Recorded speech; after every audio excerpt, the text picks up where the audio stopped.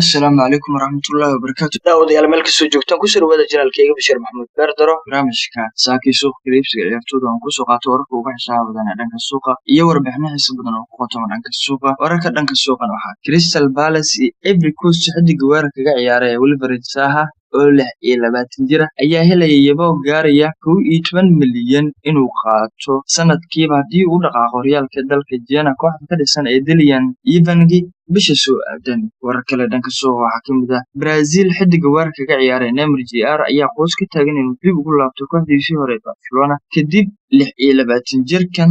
isaga oo si joogto ah ay ula soo xiriiraan qaar ka mid ah shaqaalaha kooxda kubadda cagta ee Barcelona xiddigani ayaa isagu laftigiisa waxa uu doonayaa inuu ku laabto kooxda kubadda cagta ee Barcelona laakiin waxay u muuqataa in arrintaasi ay adag tahay in xiddigan dib ugu laabto kooxdiisii hore ee Blaugrana hore kale dhanka suuqa waxaa ka mid ah Manchester United ayaa wadahadalo kula jirta mid ka mid ah wakiilka macallinkii hore ee kooxda kubadda cagta Manchester United Jose Mourinho iyaga oo kooxdu doonaya xiddiga Fiorentina ee 21 jirka ah una dhashay waddanka Serbia daafacan uga ciyaar ee lagu magacaabo Nikola Milenkovic iyaga oo xiddigan doonaya inay keenaan geed caalamiga ah Trafford hore kale dhanka suuqa waxaa ka mid ah Inter Milan xiddiga khadka dhexe uga ciyaara Raja Nainggolan waxaa doonaya inay dib ugu laabto kooxdiisii hore ee Roma 30 jirkan u dhashay waddanka Belgium ayaana xaalad adag ku dareemaya kooxda kubadda cagta Inter kooxdiisii hore ayaan u hanqaltaagay inuu dib ugu laabto warar kale dhanka suuqa waxaa ka mid ah Tottenham Hotspur macallinkooda Mauricio Pochettino ayaa ka hadlay xiddiga u dhashay waddanka Denmark ee khadka dhexe u maareeya kooxda Spurs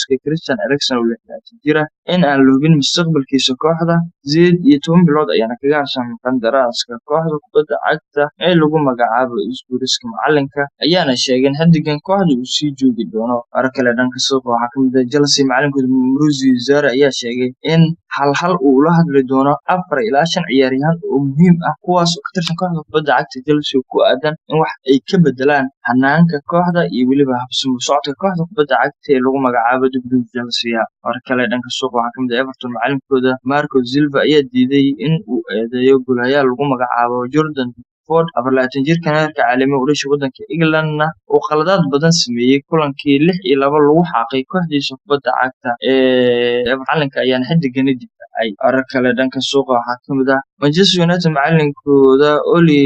Gunnar Solskjaer ayaa heli doona 2 milyan oo baan haddii kooxda isreeb timaado xilli ciyaareedka soo aadan tartanka horyaalada Yurub ee UEFA Champions League warar kale dhanka suuqa waxaa ka mid ah Timothy Weah oo ah wiilka George Weah xiddigii hore ee Afrikaanka ahaa ee George Weah oo ah xiddiga kaliya Afrikaan ku guuleystay Ballon d'Or Timothy Weah oo ah wiilka George Weah ayaa go'aansan doona haddii uu amaah ugu biiri doono kooxda kubadda cagta ee Celtic 18 jirkan weerarka ka ciyaara ayaana ka tegi doona Paris German 6 bilood ee soo aadan xilli aabihiisa uu go'ay dhanka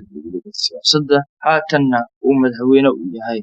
barnaamijkii saakii suuqa kaliibsiga ciyaartooyda oo aan ku soo qaatay wararka ugu xisaabtan dhanka suuqa iyo warbixinaha xiiso leh oo ku qotoman dhanka suuqa intaas aan kusoo dhaweynaa tan iyo kulan dambe sidaas iyo nabadgelyo